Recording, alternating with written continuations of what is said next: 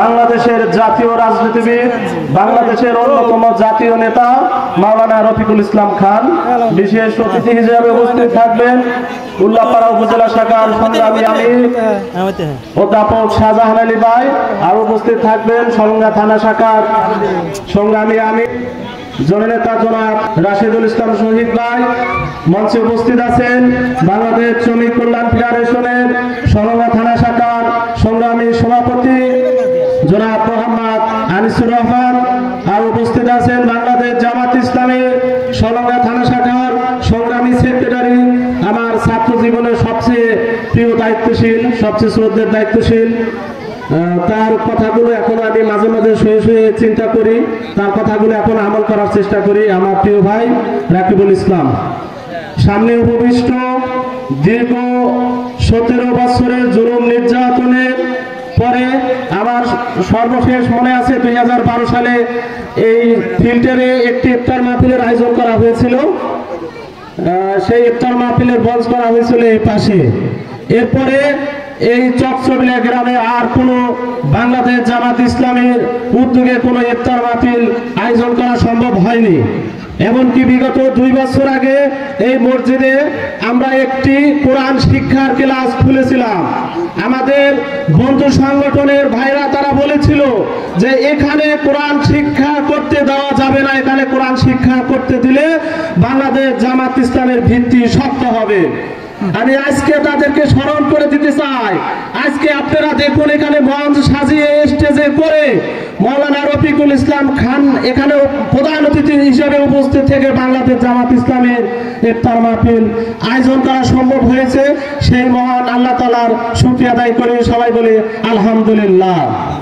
আমরা শুধু এতটুকু বলতে চাই, দীর্ঘ 16 বছর আমাদেরকে বাড়িতে ঘুমাইতে দেওয়া হয়নি। আমাদেরকে অসংখ্য ভাইকে উল্লাপাড়াতে অসংখ্য ভাইকে আপনার বাড়ি ছাড়া করা হয়েছে, বছরের পর বছর স্ত্রী সন্তানের কাছ থেকে দূরে রাখা হয়েছে একমাত্র এই ইসলামী আন্দোলন করার কারণে।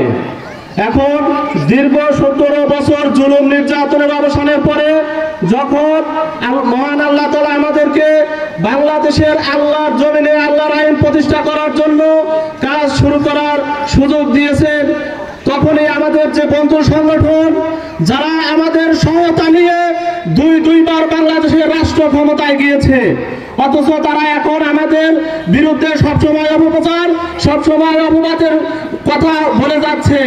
আমরা শুধু তাদেরকে বলতে চাই, রাজনীতি হবে রাজনীতিবিদদের মতো, রাজনীতি হবে জনগণের সাথে। জনগণের সাথে আপনারা রাজনীতি করুন, জনগণের ভাষা বুঝুন। টেন্ডারবাজি করে, চাঁদাবাজি করে এই বাংলাদেশে ভোট কারচুপির দিন শেষ, এই চিন্তা করে আর এই বাংলাদেশে কোনো রাজনীতি করতে দেওয়া হবে না। আগামী নির্বাচনে এই উল্লাপাড়া উপজেলাতে কোন কেন্দ্র যদি কেউ দখল করতে আসে, আপনারা সেই শক্ত হাতে প্রস্তুত থাকবেন। জনগণ যাকে ইচ্ছা তাকে ভোট দিবে, কারোর ভোট জোর করে নেওয়ার ক্ষমতা এই বাংলাদেশে আর কারোর হবে না ইনশাআল্লাহ। বিগত 3টি নির্বাচন এই বাংলাদেশের সবচেয়ে খুনি, সবচেয়ে জালেম, সবচেয়ে স্বৈর শাসক ভোট কারচুপি করেছে। ভোট কারচুপি করে জনগণকে ভোট দিতে দেওয়া হয়নি। আপনারা তাদের পরিণাম দেখুন, তাদের অবস্থা আজকে কোথায় গিয়েছে, তাদের পরিণাম থেকে শিক্ষা নিন। সুতরাং আমরা যারা আছি বাংলাদেশ জামাত ইসলাম এবং বাংলাদেশ ইসলামী ছাত্র শিবির, আমরা আর কোনো হীনমন্যতায় ভুগবো না। আমরা আল্লাহর উপর আস্থা করে বুকের সৎ সাহস নিয়ে আমরা ময়দানে চলবো। আমরা একমাত্র আল্লাহ তাআলাকে ভয় করি, পৃথিবীর কোনো শক্তিকে ভয় করি না। ভবিষ্যতেও করে, অতীতেও করিনি, এখনো করি না, ভবিষ্যতেও করবো না ইনশাআল্লাহ।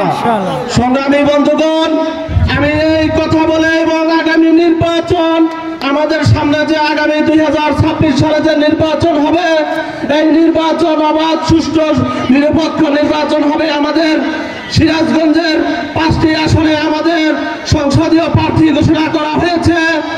গত কয়েকদিন আগে আমাকে একজন বলেছিলেন যে আপনারা শুধু উল্লাপাড়ার কথা বলেন, গাজীপুরে আপনাদের কি অবস্থা? আমরা বলেছি সিরাজগঞ্জের ভিতরে এবার গাজীপুরে সবচেয়ে বেশি ভোট দিয়ে জামাত ইসলামী এমপি নির্বাচিত হবে ইনশাআল্লাহ।